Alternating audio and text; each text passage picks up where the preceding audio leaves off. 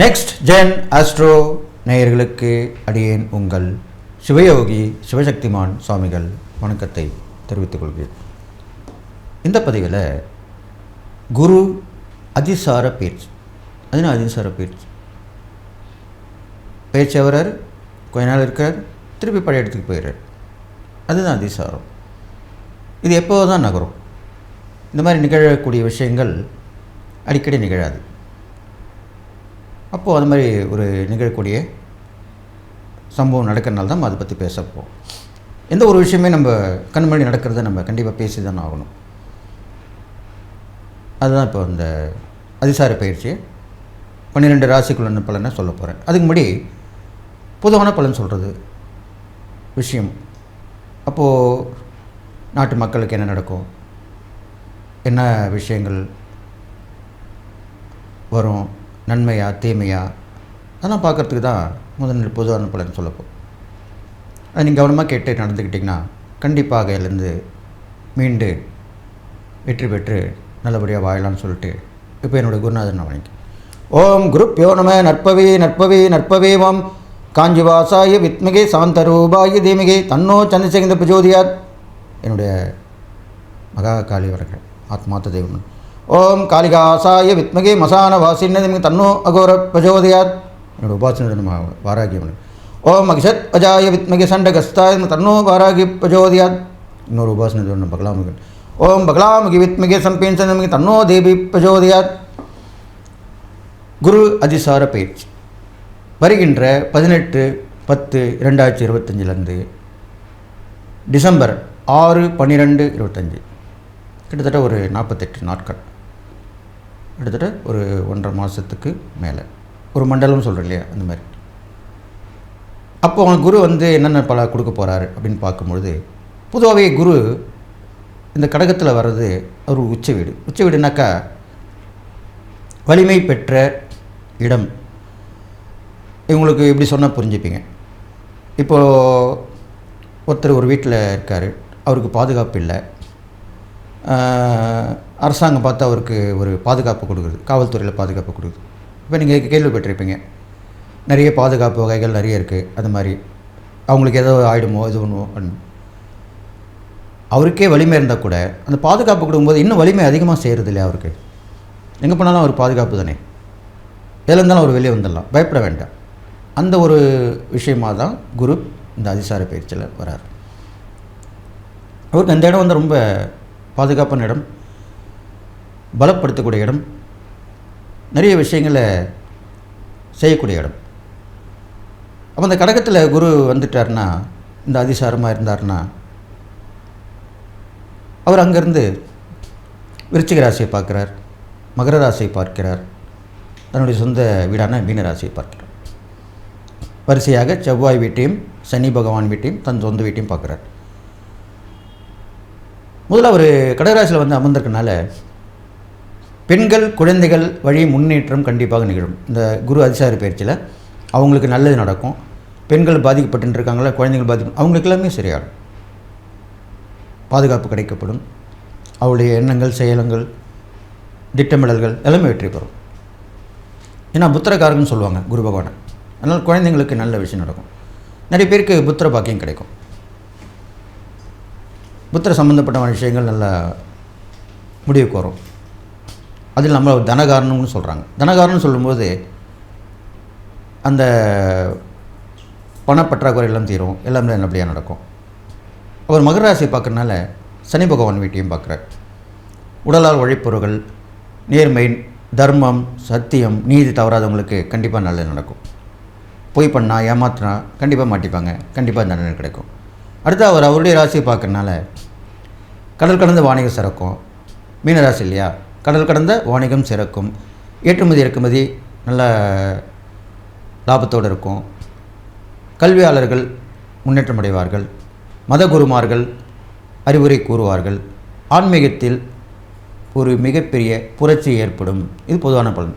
எல்லாம் நடக்க போகுதுன்னு சொல்லிட்டு அடுத்ததாக 12 ராசிக்குள்ளான பலனை இப்போ பார்ப்போம். கன்னிராசி நேயர்களே, குரு அதிசார பயிற்சி, அதனால் பலன் தான் உங்களுக்கு சொல்ல போகிறேன். இப்போ கன்னிராசிக்காரங்க பார்த்திங்கனாக்கா, இதனால் வரைக்கும் ஆஹா குரு 10ல் இருந்தார், குரு 10ல் இருந்தால் பதவிப்பாழ், இருக்கிற வேலையும் போச்சு, இருக்கிற தொழிலும் போச்சு, செஞ்ச வியாபாரமும் போச்சு, எந்த வருமானமும் வரலையே, இப்படி இதை புலம்பி தள்ளி தீர்த்திருப்பீங்க. அதெல்லாமே முடிவுக்கு வரும். குரு அதிசார பேச்சில் குரு 11க்கு வந்துட்டார். 11 இடம் லாபஸ்தானம், குரு தனகாரகன், கண்டிப்பாக தனம் வரும். லாபம் வந்ததுனே நல்லது. எந்த தொழில் பண்ணாலும் உத்தியோகம் பண்ணாலும் வியாபாரம் பண்ணாலுமே. அதனால் பல வகைகளிலே லாபங்கள் உங்களுக்கு வந்து சேரும். அது இல்லாமல் அவர் புத்திரகாரங்கள் இல்லையா, புத்திர பாக்கியம் கண்டிப்பாக ஏற்படும். அந்த புத்திரிகளால் லாபங்கள் ஏற்படும். இது கண்டிப்பாக சொல்லி ஆகணும். இது நடக்கும். அடுத்ததாக அவர் உங்கள் ராசிக்கு 3, 5, 7 பார்க்குறார். 3ஆம் இடத்தை பார்க்குறனால உங்களுக்கு தைரியம் வரும், துணிச்சல் வரும், தன்னம்பிக்கை வரும், எல்லாமே வந்துடும். சகோதர ஒத்துழைப்பு கிடைக்கும். அடிக்கடி பயணங்கள் பண்ணிகிட்டு இருப்பீங்க. இது எல்லாத்தையும் விட ரொம்ப சோர்ந்து போயிருந்திருப்பீங்க. கோமாளின்னு இருப்பாங்க, கோழன் இருப்பாங்க, ஒன்றுத்துக்கு உதவாதவன் இருப்பாங்க. ஆனந்தாலும் பின்னாலும் ஒன்றுக்கு உதவாது அப்படின்னு சொல்லியிருப்பாங்க. அது எல்லாமே இப்போ விலகிடும். இந்த குரு அதிசார பேச்சில் துணிஞ்சை ஜெயிச்சு காட்டுவீங்க. அவனா எப்படி, அவளா அப்படி, இப்படி தான் சொல்லுவாங்க. எல்லாமே நடக்கும். அடுத்ததாக பணப்பழக்கம் அதிகமாகும். பூர்வீக புண்ணிய ஸ்தானம் வலுத்திருக்கனால புண்ணியஸ்தல யாத்திரைகள் போயிட்டு வருவீங்க. புண்ணியஸ்தல யாத்திரைனா என்ன? காசி, ராமேஸ்வரம், பத்ரிநாத், கேதார்நாத், ஹரிகேஷ், கயா, இது மாதிரிலாம் போயிட்டு வருவீங்க. அந்த மாதிரி இடம்லாம் போயிட்டு வருவீங்க. இதெல்லாம் போக முடியலனா கூட உங்கள் ஊருக்கு அருகாமல் இருக்கல அது மேலே புண்ணிய நதிகள், கடல், இது மாதிரி கோயில் உள்ள குளங்கள், அதில் போய் குளிச்சுட்டு வருவீங்க. பிரசித்தி பெற்ற கோயிலாக இருக்கும். இது மாதிரிலாம் நடக்கும். ஏதாவது ஒரு வகையில் நடக்கும். உங்களுடைய விஷயங்கள், எண்ணிய எண்ணங்கள் கண்டிப்பாக நடக்கும். எண்ணம் போல் வாழ்க்கைன்றான் இல்லையா, அதுதான் இப்போ உங்களுக்கு நடக்க போகுது. அடுத்ததாக வெளியில் பழக்க வழக்கங்கள் இருக்கும் இல்லையா, அது மூலிமா நல்லா நடக்கும். அக்கம் வீடு, எதிர் வீடு, பக்கத்து வீடு, அவங்களாம் கண்ணு காணாமல் இருப்பாங்க இல்லையா, எப்பயுமே அப்படி தான் இருப்பாங்க. அந்த காலத்தில் இருந்து நல்லபடியாக உதவி பண்ணுவாங்க, ஒருத்தர் பேசுவாங்க, போவாங்க. இப்போ அப்படிலாம் கிடையாது.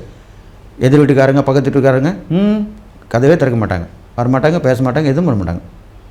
அவர்கள் எல்லாமே உங்கள் ராசிக்கு, இந்த கன்னிராசியில் பிறந்தவங்களுக்கு வந்து உதவி பண்ணுவாங்க. திடீர்னு ஒரு உதவி கேட்டு வருவாங்க, அவங்க ஒரு உதவி உங்களுக்கு பண்ணுவாங்க. இப்படி தான் செய்வாங்க. எல்லாமே நடக்கும். அடுத்ததாக கணவன் மனைவி உறவில் நல்ல ஒரு அந்யோன்யமான நிலை தெரியும். ஒற்றுமை, அதுதான் ஒன்றுன்றாங்க. ஒருத்தர் விட்டு கொடுத்து போவீங்க, ஒருத்தர் உதவியாக இருப்பீங்க. மூணாவது யாராவது தலையிட்டால் அவங்க நீங்கள் எங்களுக்குள்ளே நீங்கள் யார் அப்படி கேட்பீங்க. இது மாதிரிலாம் நடக்கும்.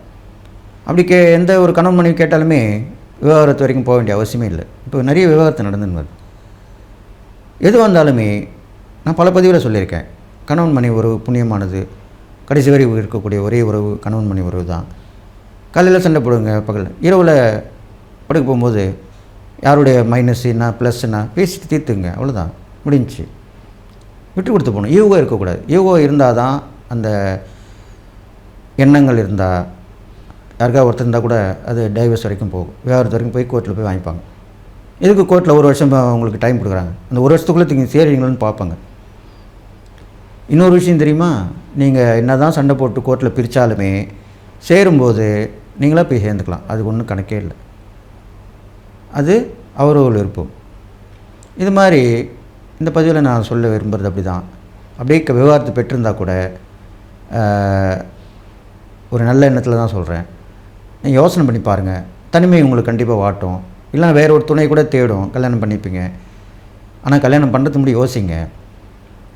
குழந்தைங்கள் இருந்தாக்கா கண்டிப்பாக யோசிக்கணும்.